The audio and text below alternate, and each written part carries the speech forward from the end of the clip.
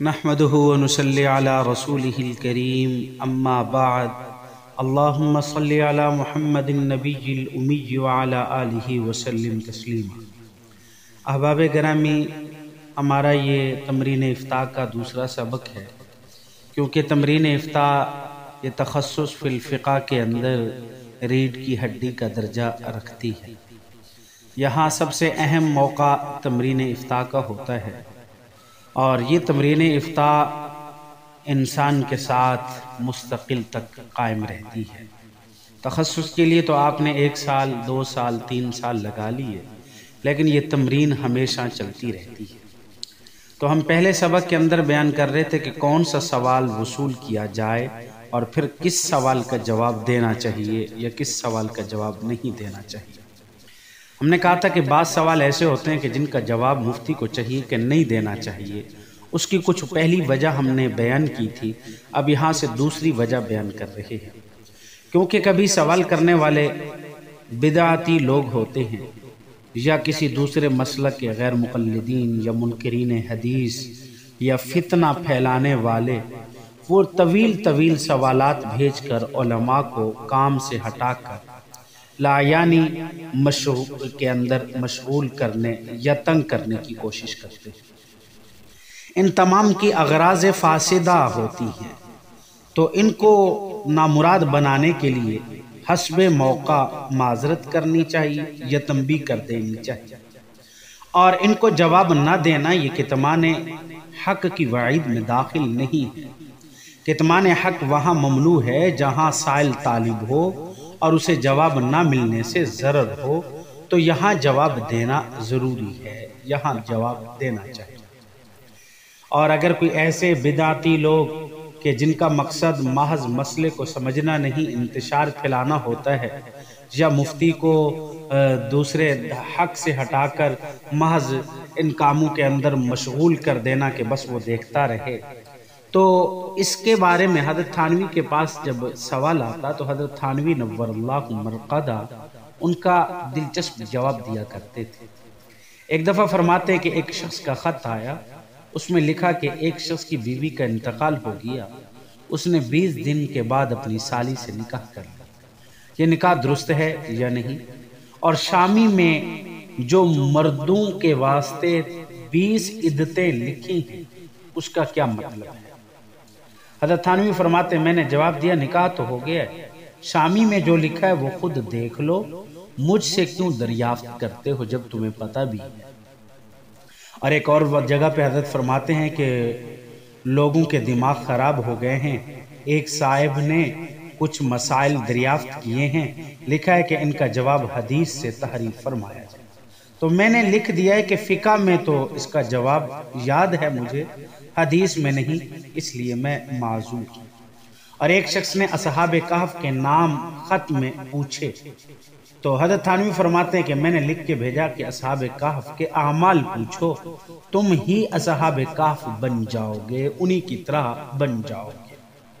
اور ایک شخص نے خط میں سوال کیا کہ 20 رکعت تراویح کا کیا ثبوت ہے؟ اس کا جواب تعریف فرمایا، کیا مجتہدین، اس کا جواب حضرت نے یہ تعریف فرمایا کہ کیا مجتہدین پر آپ کو اعتبار نہیں ہے؟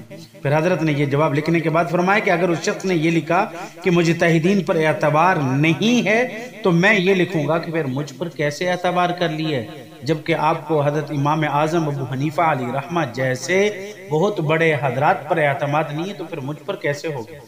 اور ایک جگہ حضرت ایک واقعہ لکھتے ہیں کہ ایک شخص نے مسئلہ پوچھا کہ میں نے عورت کو لفظ طلاق نہیں کہا بلکہ طلاق، تاء 2 نقط اور کاف کراچی، طلاق کہا ہے۔ فرمایا کہ نکاح کے وقت بھی نکاح نہ کہا تھا، نہ کہا ہاں آنکھوں والا آپ نے کہا تھا، اگر اس سے نکاح نہ ہوا ہے تو عورت کو اس سے طلاق بھی نہیں ہوئی، تو جب اس لفظ سے طلاق نکاح ہو گیا تو اب یہاں طلاق بھی ہو گئی ہے۔ اور اسی طرح حضرت ایک اور جگہ پہ لکھتے ہیں کہ ایک صاحب کا خط آیا کہ جناب آپ خط کے ذریعے لوگوں کو مرید کرتے ہیں، اس کی کیا دلیل ہے اور یہ سنت سے ثابت ہے یا نہیں؟ آپ نے جواب میں لکھا یہ میرا فعل ہے، آپ میرے فعل کی دلیل کیوں دریافت کرتے ہیں؟ آپ کو اس کا کیا حق ہے کہ آپ بغیر دلیل کسی کو مرید نہ کریں۔ تو اس لیے تیسری جگہ، اب یہ تو دوسری وجہ بیان کی، اور تیسری وجہ جواب نہ دینے کی یہ ہے کہ کبھی سائل اپنی حماقت کی وجہ سے فضول سوالات کرتا ہے جن کا اس کے عقیدے یا عمل سے کوئی تعلق نہیں ہوتا۔ ایسے سوالات کے جواب میں اشتغال، مفتی کو مشغول ہو جانا، ایک کم فہمی کی نشانی ہے۔ فضول سوالوں کا جواب نہ دیا جائے، احمقانہ سوالوں کے جواب نہیں دینا چاہیے۔ اور اگر اس قسم کے سوال حضرت تھانوی نور اللہ مرقدہ سے کیے جاتے تو حضرت تھانوی کیا جواب دیتے؟ ذرا ان کی چند مثالیں دیکھیے۔ حضرت تھانوی نور اللہ مرقدہ فرماتے ہیں کہ ایک شخص نے سوال کیا کہ ایک عورت جا رہی تھی، اس کے ساتھ اس کا شوہر اور بھائی بھی تھا، راستے میں کسی راہزن نے ان دونوں کو قتل کر دیا۔ اتفاقاً اس طرف سے ایک فقیر کا گزر ہوا، عورت کی التجا سے فقیر نے کہا ان دونوں کا سر دھڑ میں ملا کر رکھ دے، میں دعا کروں گا۔ عورت نے غلطی سے بھائی کا سر شوہر کے دھڑ میں اور شوہر کا سر بھائی کے دھڑ میں جوڑ دیا۔ فقیر نے دعا کی تو دونوں زندہ ہو گئے۔ اس میں عورت کس کو ملے گی؟ بھائی کو اس کو ملے گی کہ جس میں شوہر کا سر ہے یا شوہر کا دھڑ ہے؟ حضرت فرماتے ہیں کہ میں نے اس کا جواب نہیں دیا، اور سوال کرنے والے کو میں نے ڈانٹ دیا، کیونکہ ایسے سوال بالکل لغو اور بیہودہ ہیں۔ ایسے سوال کا کوئی جواب نہیں دینا چاہیے، کیونکہ لوگوں کو چاہیے کہ اپنے کام کی بات دریافت کریں، ایسے فضول قسم کے سوال پوچھ کے مفتی کا وقت ضائع نہ کریں۔ اچھا، پھر کسی نے لکھا کہ حضرت آدم علیہ نبینا علیہ السلام کا انتقال پہلے ہوا یا حضرت حوا کا، اور ان دونوں کے بیچ کتنا زمانہ گزرا ہے؟ تو حضرت نے فرمایا کہ میں نے کہیں یہ نہیں دیکھا۔ حضرت نے اس کا جواب نہیں دیا، کیونکہ اگر معلوم بھی ہو جائے تو اس کا سائل کو کسی قسم کا کوئی فائدہ نہیں۔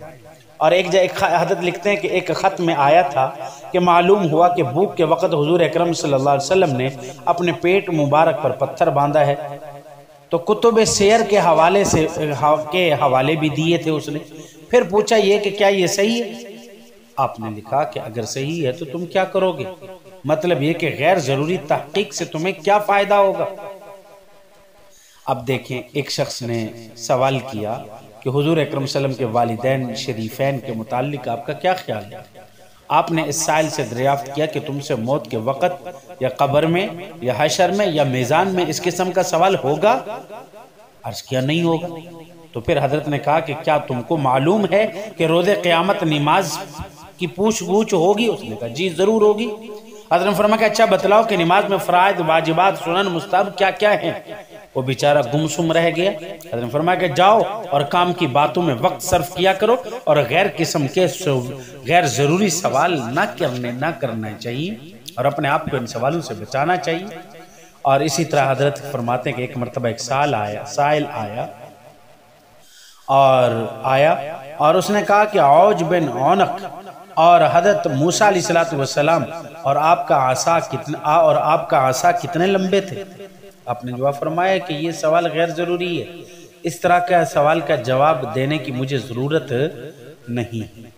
تو اس لیے اس قسم کے سوال جو غیر ضروری ہوں، میرے پاس ایک صاحب آیا، مجھ سے آ کے پوچھتا ہے کہ حضرت موسیٰ علیہ السلام کی نانی کا نام کیا ہے؟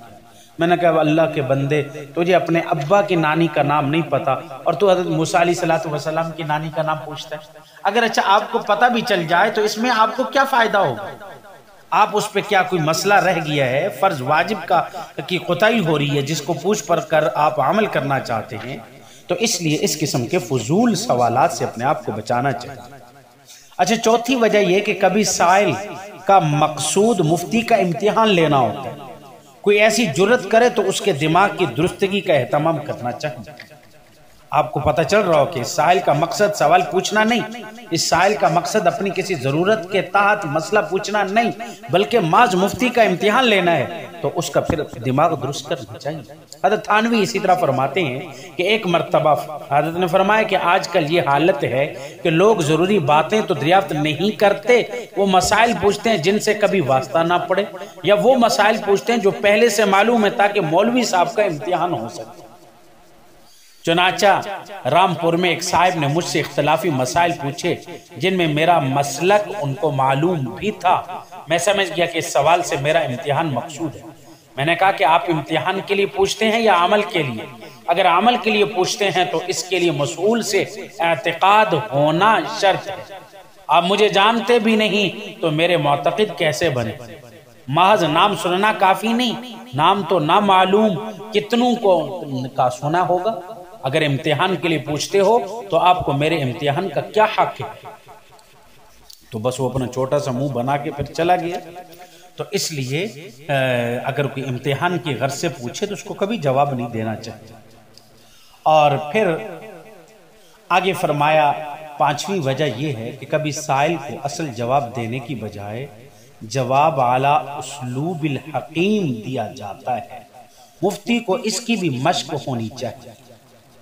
حضرت تھانوی علیہ رحمہ نے، ایک شخص نے حضرت تھانوی سے سوال کیا کہ حضرت میں نے چماروں کے کنویں سے پانی لیا ہے، فرمایا توبہ کر لو اور آئندہ ایسا مت کرنا۔ جب وہ شخص چلا گیا تو فرمایا میں نے اس لیے کہا تاکہ دل میں رکاوٹ رہے اور آگے نہ بڑھے اور نفرت پیدا ہو۔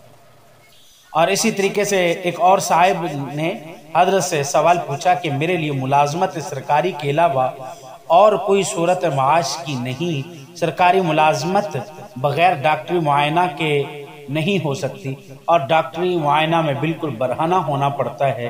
میں منتخب ہو چکا ہوں، صرف ڈاکٹری معائنہ کی رپورٹ باقی ہے، تو کیا اس مجبوری میں ڈاکٹری معائنہ جائز ہے یا نہیں؟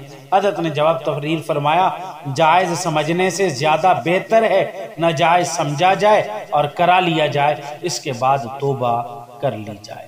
پھر حضرت نے فرمایا کہ ایسے جواب کی یہ بھی وجہ ہے کہ اب کیا معلوم واقعی اس کے سوا اور تمام ذرائع آمدنی اس کے لیے مفقود ہیں یا نہیں۔ گویا کہ گھاس تو کھود سکتے ہیں اور کبھی مسجد میں مؤذنی تو کر سکتے ہیں، اور پھر دوسری ضروریات بھی ان کے ہاں ہو جاتی ہیں۔